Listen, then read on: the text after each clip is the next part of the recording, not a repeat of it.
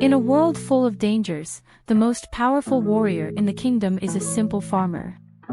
In a magical world, a group of adventurers fight a dragon in the forest and are surprised to see that the creature possesses an S rank, so there is nothing their combined efforts can do to defeat the creature. In the distance, the farmer works in his garden and confuses that loud roar and flashes with explosions, so he doesn't give it too much importance. After harvesting his vegetables, he manages to raise his farming skills to level 10, being able to unlock those skills on a video game-style screen because there is nothing better than having a bright sign that constantly reminds you of what you are worth.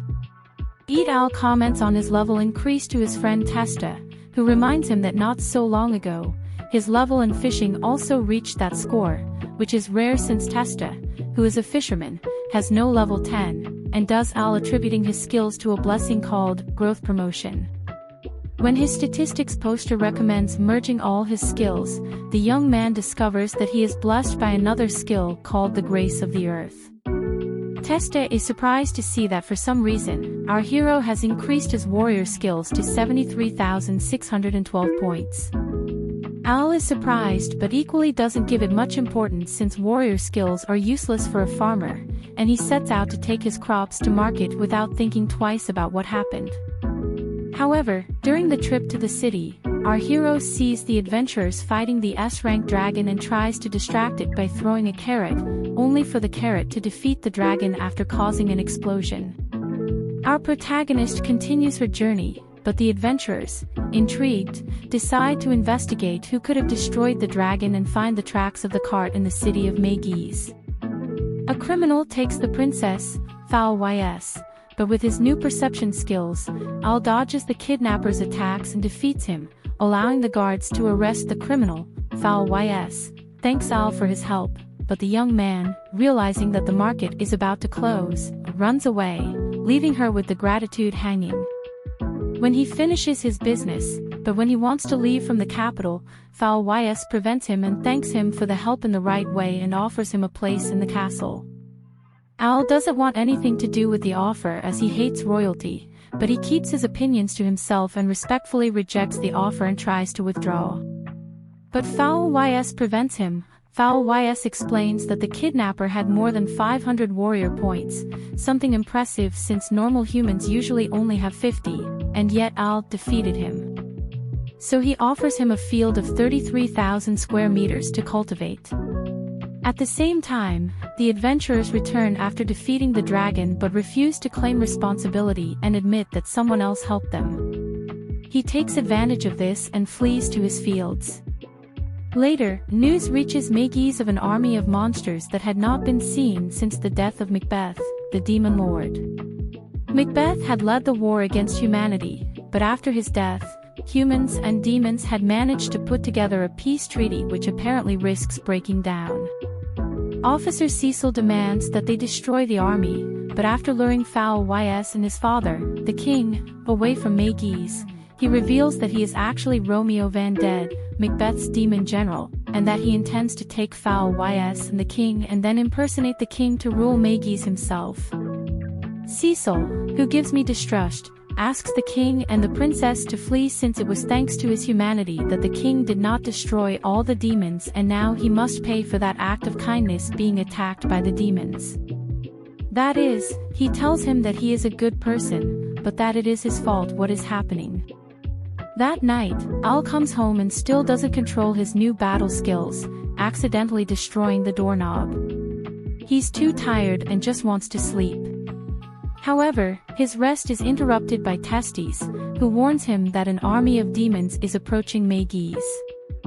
In the countryside, worried that the demons will trample his crops, our hero heads to the field only to find them safe and sound but still manages to spot the army of demons. Al wonders if he should intervene or not because he worries that the army will destroy Megis and leave him nowhere to sell his vegetables. Meanwhile, Cecil directs the king and princess into a trap where he fights the king and reveals himself to be Romeo Van Ded.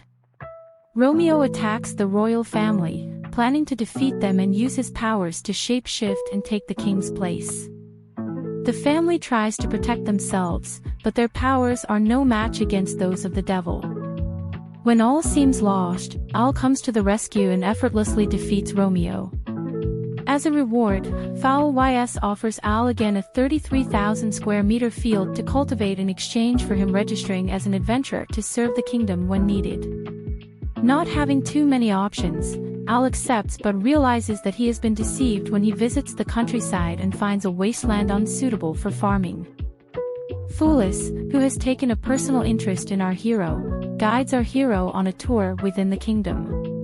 When Al asks her if she does not have something better to do, that is, work, she replies that currently her tasks as a princess are carried out by her trusted maid, Albie, in disguise. Phyllis takes out to the Adventurers Guild, and our hero reminds her that he is not very enthusiastic about the idea since all he wants is to be a farmer. She understands but gives him no choice. She also reminds him not to reveal his identity to the guild members since no one should know that she is actually Phyllis and asks him to call her Philia. Al tells her that she will still be discovered when they recognize her. After all, she is the princess, more famous than that is not achieved. But she tells him that she is actually wearing a magical accessory that prevents people from recognizing her. Having covered all the angles to avoid comments from fussy fans, it's time to start with the blessed story in the guild hall. Al discovers that rumors about his exploits have begun to circulate, and he is greeted with kindness by the other adventurers. Helen, the secretary of the kingdom, receives him kindly and invites him to lunch. During the interview, our hero is greeted by the adventurers of the Dragon Affair, Jake, Lamia, and Luke, who have finally discovered that it was our hero who was responsible for helping them, which does nothing but increase the popularity of our farmer, who just wants to dedicate himself to his humble task. The adventurers invite him to be part of the guild, and now he feels that with each encounter, his previous life fades more and more, and soon he will not be able to devote himself to his passion. Al requests a mission, but discovers that despite his power, he is still a beginner, so there are missions that pay well but outside his range. Helen tells him that with his abilities, he will soon be able to ascend to S rank, but inside himself, Al promises himself that this will not happen since what he least wants is to excel more in a task that he does not like. Al accepts his first quest, so Helen gives him his old robe as a beginner's team. Later, in the forest while our hero collects the herbs, Al is attacked by a female orc with intentions to lie with him, who grabs him by surprise but is rescued by Jake, one of the adventurers. Luke and Lamia arrive. Al thanks them and shows them a strange scale he found in the forest, which Jake recognizes as the scale of a black dragon. But it is said that it is not possible less in that forest. However, the super rare black dragon appears, bringing with it an aura so terrifying that even Al freezes in fear. Luckily for him and his friends, the dragon completely ignores them. That night, Helen suffers nightmares and memory lapses. Al informs the dragon to the Gilbat. When assessing his statistics of 230,000, identifies him as Zuroboros the Malevolent.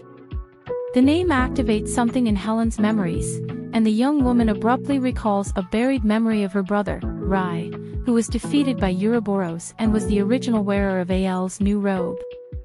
Helen's adoptive mother, One, is surprised that Helen gave out her robe, explaining that when she found Helen as a child, all she had was amnesia and that rope. A young postman named Reeks hands Al a letter from his mother. Al goes to the library to research on Ouroboros, but the official books do not give him much information, so he asks for access to real records, but the librarian denies him access since our hero does not possess the necessary rank to access that information. However, Phyllis appears and orders the librarian to give him access to our hero. So Al and Phyllis access the reports of the day Helen was found and discover that Ouroboros had destroyed the town of Onel, which could have been Helen's birthplace. They also learn that Ouroboros was supposedly defeated by his enemy, Dragon Mirage the Benevolent. Searching around, Al encounters Rai as a ghost, though Phyllis is unable to see him. Rai explains that he has waited 15 years for someone who could see him. When he talks to Rai, who explains that the cape that our hero wears is the same one he wore when he was alive and was charged with a strong protective energy. Noticing that Fulis cannot see the child, Al deduces that communication is made possible by the cloak, so he wraps the princess with her. Fulis is embarrassed to be embraced by our hero but is shocked when he is suddenly able to see Rai, a product of the cape's power. Rai introduces himself to the two as Helen's younger brother. Fulis tells Rai that Helen doesn't remember much about her past, and her brother understands that she may have suppressed the horrible memories of what happened in her village, but also warns our heroes that the young woman could be in danger.